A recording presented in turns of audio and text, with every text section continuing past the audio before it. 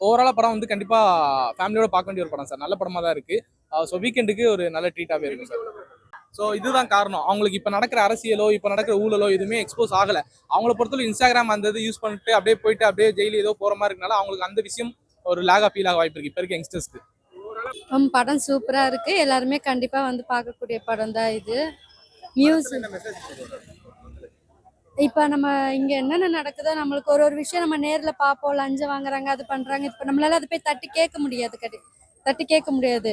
அது நம்ம படத்துல பார்க்கும்போது நம்மளே அந்த இடத்துல நின்று ஒரு ஃபீல் வருது. நம்ம அந்த இடத்துல இருந்தா எப்பெல்லாம் தட்டி கேட்போமோ அந்த மாதிரிலாம் தட்டி கேட்டிருக்காது. கரெக்ட் தான். இப்ப நம்ம பேங்க் ஏடிஎம்க்கு போயிட்டு வேற ஏடிஎம் அதர் ஏடிஎம்ல போயிட்டு நம்ம ஏடிஎம் கார்டில் பணம் எடுத்தோன்னா 10 ரூபா 20 ரூபா பிடிச்சாங்கன்னு சொல்லிட்டு அந்த இது வரும்.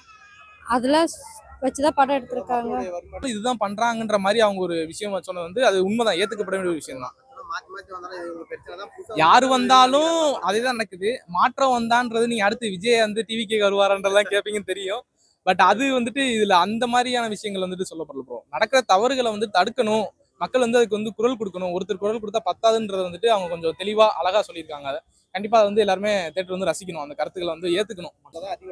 கண்டிப்பா அதுதான். ஆமா, இப்ப ஃபர்ஸ்ட் 100 ரூபாய் இருந்த எண்ணெய் பாக்கெட் இப்ப 180 ரூபாய் வரைக்கும் போயிருக்கு. ஒரு ஒரு பொருள் வாங்கினாலும் அதுக்கெல்லாம் டாக்ஸ் கட்டணும். ஒரு கிராம் நகையே 10,000 ரூபாய் கிட்ட போயிருக்கு. எல்லாம் அரசியல் சம்பந்தப்பட்டதுதான் இந்த படத்தோட இது. எல்லாரும் கண்டிப்பா வந்து பார்க்கணும். 10க்கு ஒரு 8 தரலாம் சார். அவ்வளவு நல்லா இருக்கு. எப்படிப்பட்ட அரசியல் அதுல பேசிருக்கீங்க இந்த படத்துல?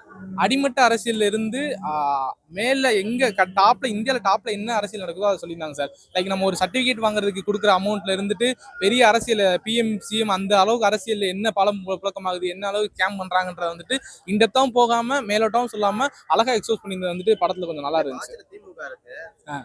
அவங்க தாக்கி எதனா இருக்கிற மாதிரி இல்ல அந்த மாதிரி 60 வருஷமா நடந்துக்கக்கூடிய அரசியல்லாம் இப்ப வரைக்கும் என்ன நடக்குதோ அந்த மாதிரி தான் கொண்டு போய் தவிர இந்த கட்சி இந்த குறிப்பிட்டவங்கன்ற மாதிரி அவங்க எதுலையுமே டினோட் பண்ணல. அது அந்த விஷயத்துல ரைட்டிங் கொஞ்சம் பக்காவா பண்ணிட்டாங்க. பட் ஆனா இதுதானே யார் வந்தாலும் என்ன சொல்ல வரீங்க தமிழ்நாட்டு அரசு பத்தி? நான் ஒன்றும் சொல்றதுக்கு இல்லைண்ணா, அந்த மாதிரிலாம் ஒன்றும் இல்லை. மாற்றங்கள் இருந்தா நல்லது தானே. மாற்றம் கண்டிப்பா நம்மளுக்கு தேவை. எல்லாம் ஒரே மாதிரி போய்கிட்டு கிடக்குது. ஒரு புதிய மாற்றம் வந்தா நல்லா இருக்கும். அதை வச்சுதான் படம் எடுத்திருக்காங்க. கண்டிப்பா 2026ல அது சொல்ல முடியாதுல்ல. நம்ம சொல்ல முடியாதுல்ல. ஆனா படம் சூப்பரா இருக்கு.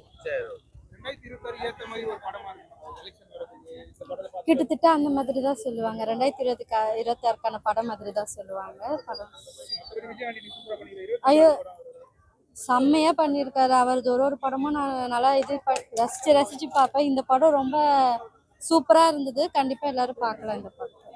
கண்டிப்பா படம் வந்து எல்லாரும் தியேட்டர்ல பார்க்க வேண்டிய படம். அது ஏன் அப்படின்ற காரணத்தை நான் உங்களுக்கு சொல்றேன். ஃபர்ஸ்ட் வந்து பாத்தீங்கன்னா சும்மா வேற லெவல் கமர்ஷியலா பக்காவா இருந்துச்சு. அவர் அந்த பிஜிஎன் எலிவேஷன் அந்த மேக்கிங் சீன் எல்லாம் இருந்துச்சு. இவ்வளவு ஸ்கேம் நடக்குதா, அந்த ஸ்கேம் எக்ஸ்போஸ் பண்ண விதம் எந்த அளவுக்கு எப்படி இப்ப ரியாலிட்டியில எப்படி இருக்குன்றத வந்து அழகா காமிச்சிருந்தாங்க.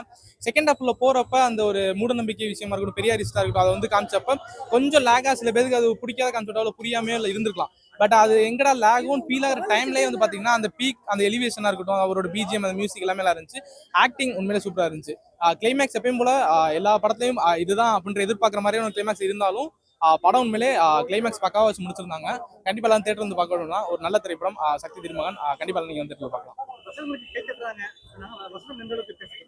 சார். இந்த படத்துல வந்து பாத்தீங்கன்னா செகண்ட் ஹாஃப்ல முக்கியமான கருத்து படம் வந்து வசனம் தான் சார். அவர் வந்து ரொம்ப லென்த்தான டைலாக்லாம் பேசியிருந்தாரு. சில பேருக்கு லேகா ஃபீல் ஆகலாம். பட் அந்த லென்த்தான டைலாக் ஒவ்வொன்றுலையுமே மீனிங்ஃபுல்லா அந்த வேர்ட்ஸ் வந்து வச்சிருந்தது ரொம்ப ஒரு அழகா பார்க்கப்படுது சார்.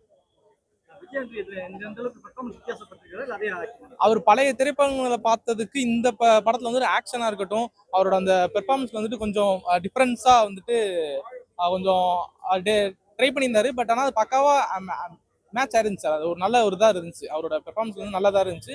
அவரோட கோவம் வந்துட்டு ரியலா இருந்த மாதிரி ஃபீல் ஆச்சு சார். அந்த படத்துக்கு அந்த கேரக்டருக்கு கரெக்டா அவர் பண்ணியிருந்த மாதிரி ஒரு இதா இருந்துச்சு சார். அழகா இல்லை சார், செகண்ட் ஹாஃப் கொஞ்சம் ஏன்னா அவங்க ஃபர்ஸ்ட் ஹாஃப்ல வந்துட்டு அந்த அளவு அவர் வந்து டீட்டெயில்டா வந்து கேரக்டர்